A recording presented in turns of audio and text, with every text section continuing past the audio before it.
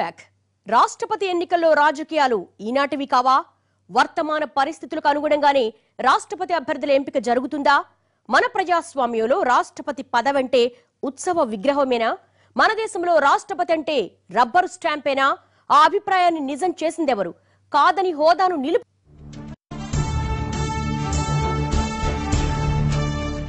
తొలినాళ్లలో ఏకగ్రీవంగా సాగిన రాష్ట్రపతుల ఎన్నిక కాలక్రమంలో పోటీకి దారితీసినా ఆ ఏకగ్రీవాల వెనుక చాలా రాజకీయ వివాదాలు నడిచాయి. అయితే కాంగ్రెస్ ప్రభుత్వం కేంద్రంలో ఉన్నంతకాలం ఏకగ్రీవాలు నడిచాయి. కానీ కేంద్రంలో కొత్త రాజకీయ పార్టీలు పుట్టుకొచ్చాక ఎన్నికలు అనివార్యంగా మారిపోయాయి.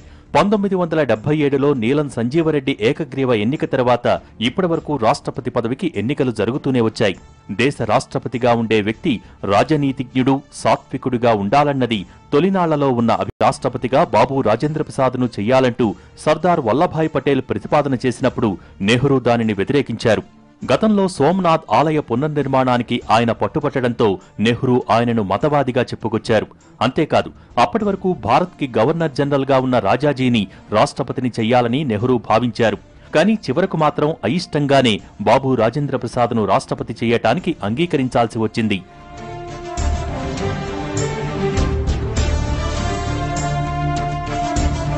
1957లో కొత్త రాష్ట్రపతిని ఎంపిక చేయాల్సి వచ్చినప్పుడు అప్పటి వరకు ఉపరాష్ట్రపతిగా ఉన్న సర్వేపల్లి రాధాకృష్ణన్ పేరును నెహ్రూ ప్రతిపాదించారు.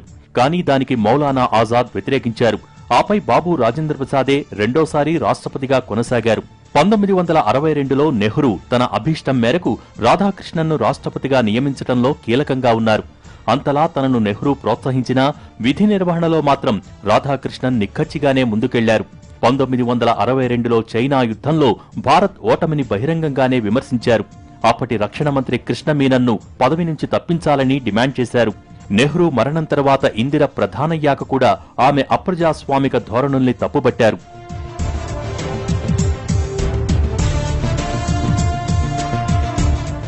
1969 మే 3న భారత మూడో రాష్ట్రపతి జాకీర్ హుస్సేన్ అకాల మరణం తర్వాత రాష్ట్రపతి ఎన్నికల్లో రాజకీయం పరాకాష్ఠకు చేరింది. రాష్ట్రపతిమైన స్థానానికి ఎన్నికలు జరిగేటప్పుడు వివాదాలకు సాధ్యమైనంతగా దూరంగా ఉంటారు.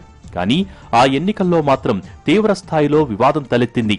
అంతేకాదు, ఆ సమయంలో 1969లో జులై 20 నుంచి ఆగస్టు 24 వరకు భారతదేశానికి రాష్ట్రపతి, ఉపరాష్ట్రపతి పదవులు రెండూ ఖాళీగానే ఉన్నాయి. డాక్టర్ జాకీర్ హుస్సేన్ మరణంతో నాటి ఉపరాష్ట్రపతిగా ఉన్న వివి గిరి తాత్కాలిక రాష్ట్రపతిగా బాధ్యతలు చేపట్టారు. కానీ ఆ రాష్ట్రపతి ఎన్నికల్లో పోటీ చేయాలనుకున్న వివి గిరి జులై 20న ఉపరాష్ట్రపతి పదవికి రాజీనామా చేశారు. దీంతో సుప్రీంకోర్టు న్యాయమూర్తిగా ఉన్న జస్టిస్ ఎం హిదయతుల్లా తాత్కాలిక రాష్ట్రపతిగా ప్రమాణ స్వీకారం చేసి ఆ రాష్ట్రపతి ఎన్నిక పూర్తయ్యే వరకు రాష్ట్రపతిగా కొనసాగారు.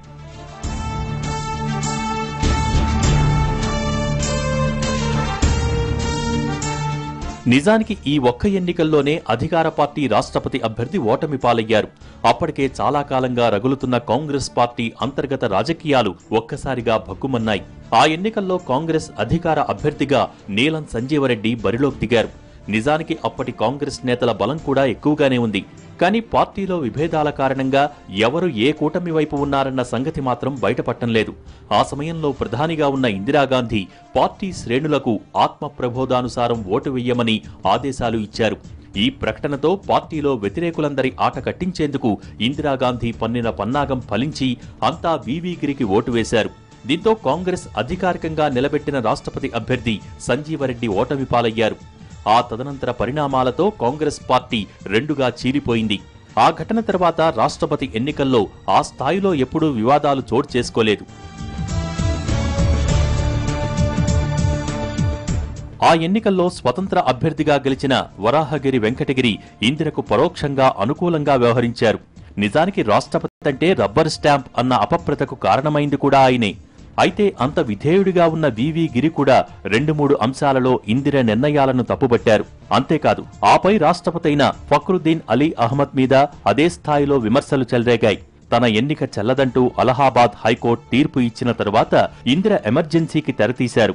అయితే ఇందిర ఎమర్జెన్సీ నిర్ణయం తీసుకునేటప్పటికీ రాష్ట్రపతిగా ఉన్న ఫక్రుద్దీన్ అలీ అహ్మద్ అసలు ఆ ఆర్డినెన్స్ ఏంటో కూడా చూడకుండానే సంతకం పెట్టేశారట.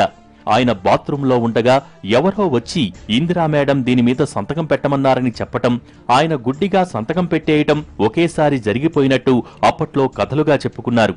దీని తర్వాత రాష్ట్రపతి అంటే రబ్బర్ స్టాంప్ అన్న ముద్ర మరింత బలపడిపోయింది.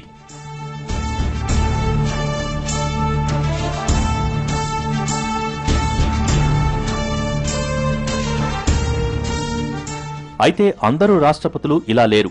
ఫక్రుద్దీన్ అలీ అహ్మద్ మరణం తర్వాత ఆపద్ధర్మ రాష్ట్రపతిగా కొనసాగిన అప్పటి ఉపరాష్ట్రపతి బసప్ప దనప్పజెట్టి నాటి మొరార్జీ ప్రభుత్వం రాష్ట్ర అసెంబ్లీలను రద్దు చేయటాన్ని తీవ్రంగా విమర్శించారు. 82లో పంజాబ్లో ఖలిస్తాన్ తీవ్రవాద సమస్య పెచ్చిరిల్లినప్పుడు దాన్ని చల్లార్చేందుకు జ్ఞాని జైల్ సింగ్ ను రాష్ట్రపతిని చేశారు.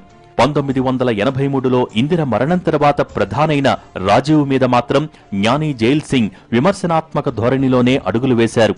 ఆపై 1987లో శ్రీలంక తమిళులతో భారత్ ఘర్షణాత్మక వైఖరి అనుసరిస్తున్నప్పుడు తమిళుడైన ఆర్ వెంకట్రామన్ను రాష్ట్రపతిని చేశారు రాజీవ్. ఇక 2002లో ఎన్డీఏ ప్రభుత్వం కూడా ఇదే సూత్రాన్ని అనుసరించింది. అప్పటి గోత్రా అల్లర్ల విమర్శలను డైవర్ట్ చేయటానికి అబ్దుల్ కలాంను రాష్ట్రపతిని చేశారు. ఇప్పుడు కూడా దళిత వ్యతిరేకత మచ్చను చెరిపేసుకోవటానికే రామ్నాథ్ కోవింద్ను రాష్ట్రపతి స్థానానికి ఎంపిక చేశారన్న విమర్శలు వినిపిస్తున్నాయి.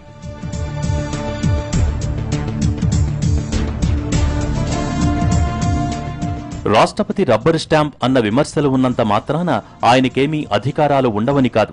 రాష్ట్రపతంటే రాజ్యాంగాధినేత, త్రివిధ దళాలకు అధిపతి. ఉభయ సభల్లో ఆమోదం పొందిన బిల్లులపై రాష్ట్రపతి సంతకం పెడితేనే అవి చట్టాలవుతాయి. ఏ బిల్లు నచ్చకపోయినా వాటిని అధికారం రాష్ట్రపతికి ఉంది. అవసరమైతే కేంద్ర ప్రభుత్వాన్ని క్షణాల్లో తొలగించే అధికారమూ ఉంది. కేంద్రంలో అత్యవసర పరిస్థితి విధించాలంటే ఆయన ఆమోదం తప్పనిసరి. వాస్తవ పరిస్థితుల్లో వీటిలో కొన్ని సాధ్యం కాకపోవచ్చు. రాష్ట్రపతి తిప్పి పంపిన బిల్లుని పునఃసమీక్షించి ఉభయ సభలు తిరిగి ఆమోదించి పంపితే రాష్ట్రపతి సంతకం చేయాల్సిందే.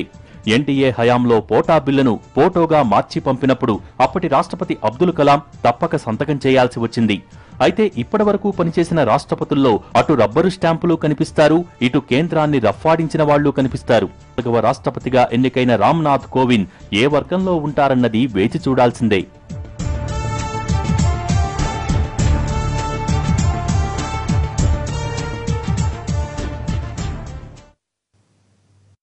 ఇది వాళ్ళ స్టోరీ బోర్డ్. మరో అంశంతో మళ్ళీ కలుద్దాం. నమస్తే.